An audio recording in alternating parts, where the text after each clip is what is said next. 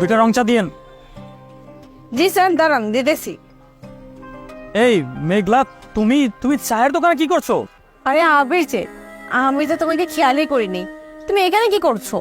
আর তুমি আমার ফোন কেন ধরতেছো না? তোমাকে আমি এতগুলো ফোন দিলাম, তুমি একটা ফোনও রিসিভ করলে না। আর রাখো তোমার ফোন ধরা, ফোন কেন ধরিনি সেই এক্সপ্লেনেশন তো এখন করার সময় না। তুমি এই চায়ের দোকানে কি করতেছো? আর আমি না তোমাকে ভাবছিলাম যে তুমি গরিব, ঠিক আছে, কিন্তু তুমি এরকম একটা ছোট লোক চায়ের দোকানে। আর ওইটা তোমার মা, তোমার মা এরকম কেন? কি একটা অবস্থা, প্যারালাইজড মা দোকানে পড়ে আছে, সামান্য মায়ের চিকিৎসা করাতে পারতেছো না, আর তোমাকে আমি বিয়ে করব? না না, ইম্পসিবল। হ্যাঁ, আমি চা বিক্রি করি, কিন্তু তুমি হঠাৎ করে এখানে এইসব কথা কেন বলতেছো? আর আমার মা অসুস্থ, আমার মা প্যারালাইসিস হয়ে যাওয়ার পর সংসারে হাল ধরার জন্য আমি চায়ের দোকানে চা বিক্রি করতে বাধ্য হয়েছি। আর এখানে খারাপ কি? আমি তো চায়ের দোকানে চা বিক্রি করতেছি, তাই না? চুরি তো আর করছি না। কিন্তু তুমি তুমি আমার সাথে এরকম ব্যবহার কেন করতেছো? এইভাবে কেন রুডলি কথা বলতেছো? আর শোনো, কোনো কাজে কিন্তু ছোট না। তুমি আমাকে এইভাবে কাজ নিয়ে কথা শোনাতে পারো? এই চুপ করো, একদম উল্টাপাল্টা কোনো কথা বলবো না। একে তো চায়ের দোকানে চায়ের দোকানদারি করতেছো, আবার বড় বড় কথা বলতেছো, তাই না? আজকের পর থেকে তুমি আমার সাথে আর কোনো সময় যোগাযোগ করার চেষ্টা করবে না।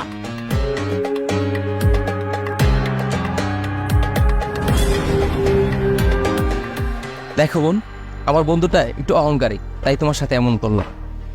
আর দেখো, তোমার মাকে দেখে আমার মার কথা মনে পড়ে গেল। আর যদি তোমার অনেক টাকা থাকতো, তাহলে তুমি আবিরকেও পেতে আর তোমার মাকে চিকিৎসা করতে পারতে। না ভাইয়া, এখন আর এত কিছু স্বপ্ন আমি দেখি না। আমি বুঝে গিয়েছি, আমাদের মতন মানুষদের না এত কিছুর চাহিদা রাখতে নেই, আর এত বড় বড় স্বপ্ন দেখতেও নেই। তাই সবকিছুর আশা আমি ছেড়ে দিয়েছি। আর এই যে যেভাবে আমরা চলছি না, আলহামদুলিল্লাহ ভালোই চলছে। হ্যাঁ, আমি নিজের চোখে দেখছি তোমার কোনো কিছু ঠিক চলছে না। শোনো, তুমি এই কার্ডটা রাখো, এই কার্ডটা রাখো। এই কার্ডে আমার অ্যাড্রেস আছে, একটা ফোন দিয়ে আমার অফিসে চলে আসবে, ঠিক আছে?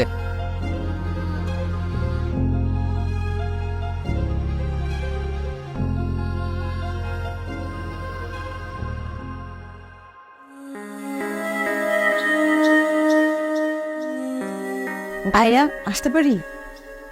আরে হ্যাঁ হ্যাঁ, আসো, তোমার জন্য তো অপেক্ষা করছি, এসে বসো।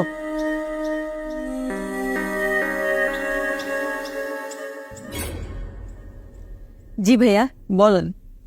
দেখো, তুমি কি চাও না তুমি গরিব বলে আবির তোমাকে ছেড়ে চলে গেছে, ওর থেকে বেশি কোটিপতি হয়ে ওকে দেখিয়ে দিতে? জি ভাইয়া, আমি তো চাই, অবশ্যই চাই। গুড।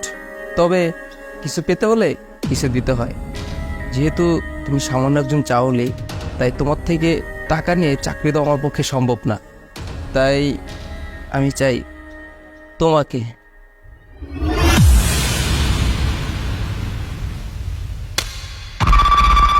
কেমন মানুষ আপনি?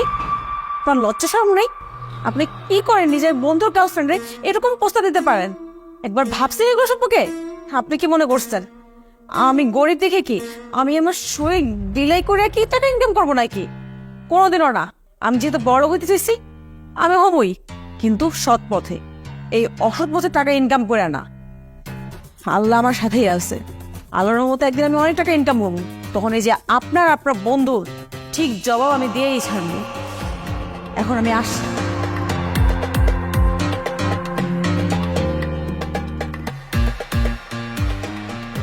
কি রে দোস্ত, অনেক তো আটালি, কই তোর হবে বউ কই?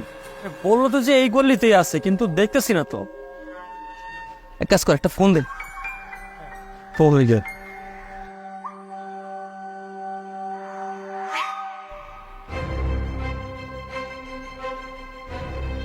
দোস্ত, কালো জামা পরা ওই মেয়েটা না?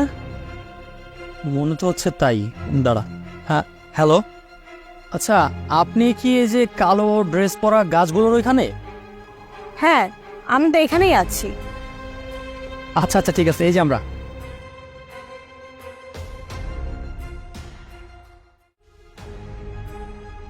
এক্সকিউজ মি, আপনি কি উনি যার সাথে আমার বাবা বিয়ে ঠিক করেছে আর আপনার সাথে দেখা করার কথা ছিল?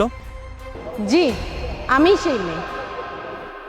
থ্যাংক গড, আপনাকে খুঁজে পেলাম। আমি না ওই সাইডটা অনেকক্ষণ আপনার জন্য অপেক্ষা করতেছিলাম। পরে দেখলাম যে না, আপনি এই গলিতে আসার জন্য বলেছিলেন। আর আমি তো ভেবেছিলাম আপনি হয়তো আসবেনই না। আপনার মতো একটা কোটিপতির সাথে আমার বিয়ে হতে যাচ্ছে, আমি না খুবই এক্সাইটেড।